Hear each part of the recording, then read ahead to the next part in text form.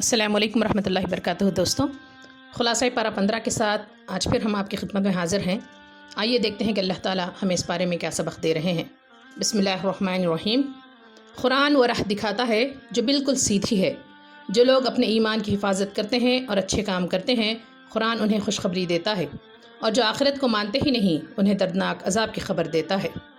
جو شخص یہیں سب کچھ پا لینا چاہتا ہے، اسے اللہ جو دینا چاہتا ہے وہ یہیں دے دیتا ہے، اور آخرت میں اس کا ٹھکانہ جہنم ہے۔ اگر تم آخرت کی کامیابی چاہتے ہو تو آخرت کے لیے جینا سیکھو، ایمان پر قائم رہو اور اس کے لیے ساری توانائی نچوڑ دو۔ اللہ تمہاری کوششوں کا بہترین انعام دے گا۔ اللہ کے علاوہ کسی کی عبادت نہ کرو، بس اللہ کی بندگی کرو۔ والدین کے ساتھ حسن سلوک کرو، وہ بوڑھے ہو جائیں تو انہیں اف تک نہ کہو۔ ان کے جذبات کا خیال رکھو، ان کے سامنے نرمی، شفقت اور احترام کی تصویر بنے رہو۔ ان کے لیے دعا کرو کہ میرے رب، انہوں نے جس طرح محبت سے بچپن میں مجھے پالا ہے تو ان پر ہمیشہ اپنی رحمتوں کا سایہ رکھ۔ اپنے باطن کو پاک رکھو، نیک بنو اور اپنے رب سے لو لگانے والے بنو۔ تمہارا رب تمہیں اپنی مغفرت کی چادر اڑا دے گا۔ رشتہ داروں کو ان کا حق دو، مسکینوں اور بے گھر غریبوں کی مدد کرو۔ اگر کبھی تم ان کی مدد نہ کر سکو اور تم اپنے رب کی رحمت کے امیدوار ہو تو انہیں نرم جواب دے دو۔ غلط راہوں میں دولت مت خرچ کرو، یہ نعمت کی ناشکری اور شیطان کی پیروی ہے۔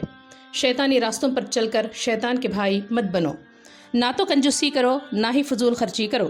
اعتدال کی راہ اختیار کرو، عزت و راحت سے رہو گے۔ اپنی اولاد کو غربت کے ڈر سے قتل نہ کرو، یہ بہت سنگین جرم ہے۔ اللہ تمہیں بھی روزی دیتا ہے اور انہیں بھی روزی دے گا۔ زنا کے قریب مت پھٹکو، یہ بہت برا اور بڑی بے حیائی کا کام ہے۔ اللہ نے انسانی جان کو محترم قرار دیا ہے، کسی کو ناحق قتل نہ کرو۔ مقتول کے اولیاء بھی اللہ کے حدود کا خیال رکھیں۔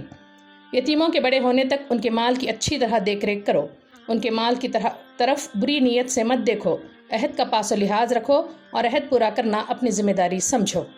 ناپو تو پورا ناپو اور تولو تو ٹھیک ترازو سے تولو، یہی اچھا طریقہ ہے اور اپنے نتائج کے لحاظ سے بہتر ہے۔ جس چیز کے بارے میں علم نہ ہو اس کے چکر میں نہ پڑو۔ اپنے کانوں، اپنی آنکھوں اور اپنے دل کو اچھے کاموں میں لگاؤ۔ یاد رکھو ان سب کے بارے میں پوچھ گچھ ہوگی۔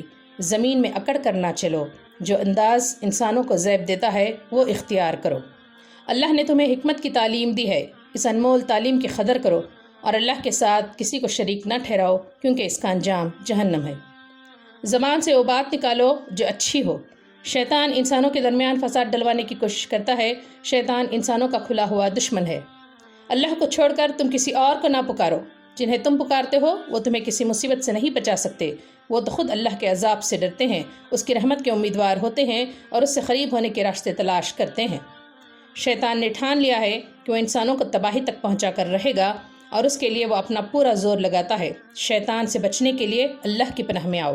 جو اللہ پر بھروسہ رکھے گا اس پر شیطان کا بالکل بس نہیں چلے گا۔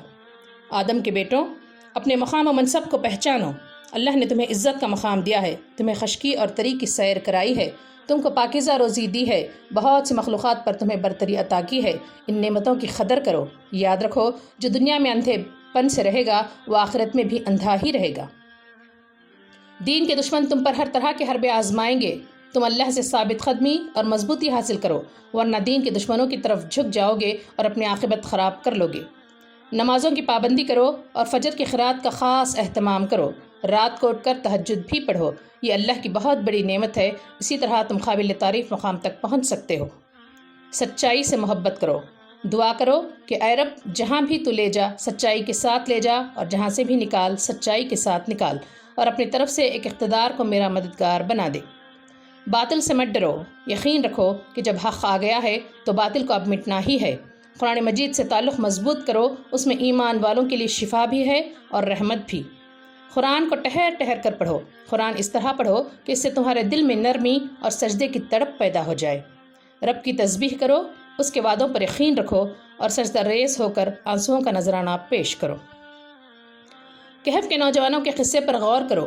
انہوں نے ایمان کا راستہ اختیار کیا تو اللہ نے ان کی ہدایت میں اضافہ کیا۔ انہوں نے اللہ کی وحدانیت کا اعلان کیا تو اللہ نے ان کے دلوں کو مضبوط کیا۔ انہوں نے اپنی مشرک قوم اور ان کے دیوتاؤں سے برات کا اعلان کیا تو اللہ نے اپنے دامن رحمت میں انہیں جگہ دی اور ان کی زندگی کا انوکھا انتظام کیا، اور پھر انہیں اپنی زندگی ہی میں دین کا غلبہ دکھا دیا، اور وہ بھی 3 صدیاں گزر جانے کے بعد۔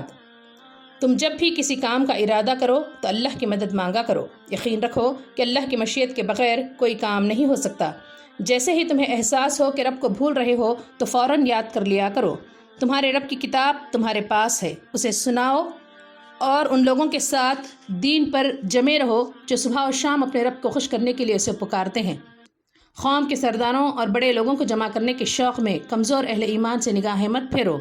ان لوگوں کی باتوں سے متاثر نہ ہو جن کے دل اللہ کی یاد سے غافل ہیں اور جو خواہشات کے پیچھے چلتے ہیں۔ دو باغوں والی مثال سے سبق لو۔ اللہ کی نعمتوں میں رہتے ہوئے ناشکری اور گھمنڈ نہ کرو۔ اللہ کے ساتھ کسی کو شریک نہ کرو۔ کبھی یہ مت سوچو کہ تم کسی چیز پر اللہ سے زیادہ اختیار رکھتے ہو۔ جھوٹی امیدیں نہ باندھو۔ اللہ کی دی ہوئی چیزوں کو اللہ کی اطاعت میں صرف کرو۔ تمہارا مال اور تمہاری اولاد دنیاوی زندگی کی زینت ہیں۔ یاد رکھو دنیا کی زندگی ختم ہو جائے گی اور نیک اعمال باقی رہ جائیں گے، اس لیے فانی چیزوں کے پیچھے آخرت میں کام آنے والی چیزوں سے غافل نہ ہو جاؤ۔